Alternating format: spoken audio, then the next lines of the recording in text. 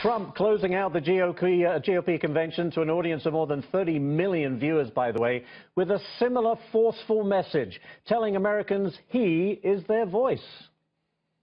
Every parent who dreams for their child, and every child who dreams for their future, I say these words to you tonight.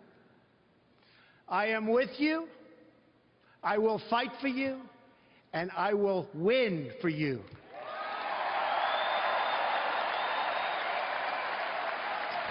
All right, joining me now is Republican strategist Sarah Isgur Flores, and along with Ohio State Senator Capri Cafaro. Thank you both for joining us. Sarah, let me begin with you, just as we close out the convention in Cleveland.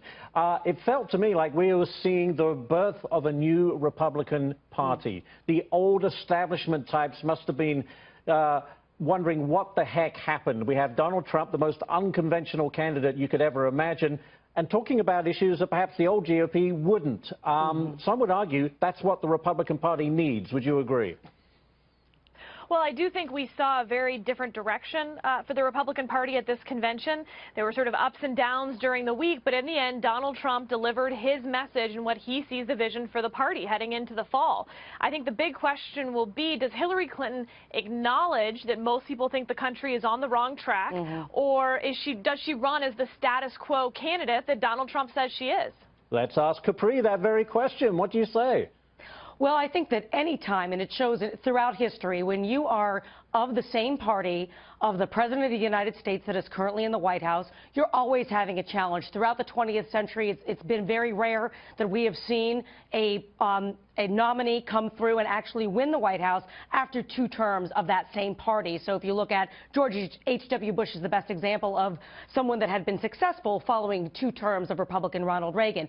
So I think in that regard, Hillary Clinton is at somewhat of a disadvantage, but I think we will see a stark difference in Philadelphia from what we saw in Cleveland. Right. Something that is, really was a narrative of fear, and I think that we will see a little bit more optimism coming out of Philadelphia in the coming days. I have literally a minute. Capri, I'm sorry this is so short because of all the breaking news, but Hillary's VP pick, U.S. Senator Tim Kaine, does he upset those liberals in the Democratic Party, the Bernie supporters? Is he going to be the pick that will make them not vote for Hillary?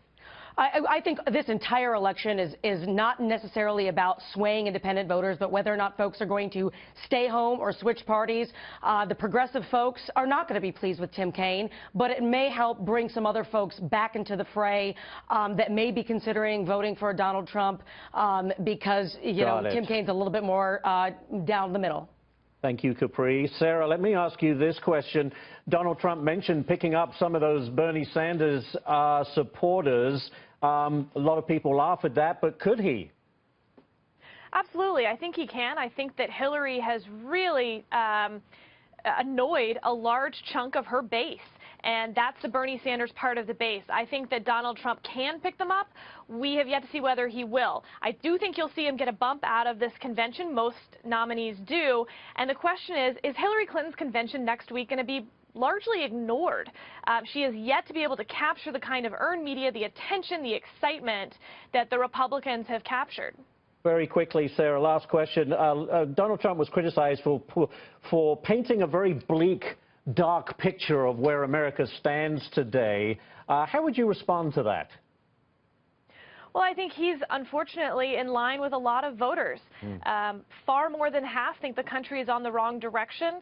They blame this president for 2 terms where foreign policy has been a failure, and that was under Hillary Clinton. The world does feel like a scarier place. The economic recovery hasn't spread to all parts of this country by a long shot. And so I do think Donald Trump is able to tap into some of that. I think Ivanka Trump's speech ahead of time balanced that to some extent. She played more of the role of First Lady than I think we've seen from other children in past conventions. And we'll see what that looks like moving forward. Very good. Sarah, thank you very much. And Capri, too, who we lost on the satellite, but at least she got in her points. That's the main thing. Thank you both.